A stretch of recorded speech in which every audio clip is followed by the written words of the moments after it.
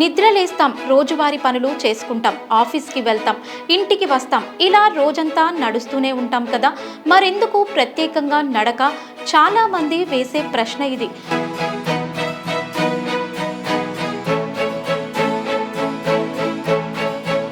తగు వేగంతో తగు సమయంలో నడిచే నడక శరీరానికి ఎంతో అవసరం.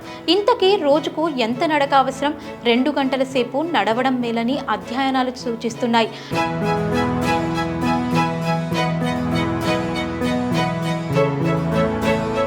ఆధునిక కాలంలో వేటతో జీవనం సాగిస్తున్న వారు, మహా ఆరోగ్యంతో తొణికిసలాడుతున్న పోస్ట్ మ్యాన్ల మీద పరిశోధనలు చేసి చివరికి ఈ నిర్ణయానికి వచ్చారు. మనం మరీ అంతసేపు నడవకపోవచ్చు, కానీ కనీసం అరగంట సేపు నడిచినా చాలు. దీంతో శరీర దృఢత్వమే కాదు, మానసిక బలం, చురుకుదనం సొంతమవుతాయి. ఒక లయబద్ధంగా అడుగులు పడుతున్నప్పుడు సింపథెటిక్ నాడీ వ్యవస్థ ఉత్తేజితమవుతుంది.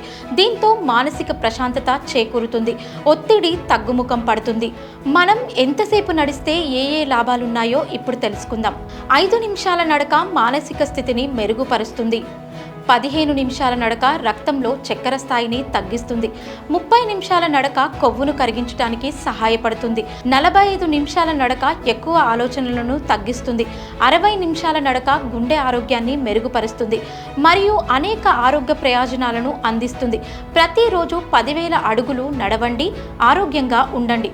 మరిన్ని విషయాల కోసం NSR న్యూస్ని చూస్తూనే ఉండండి.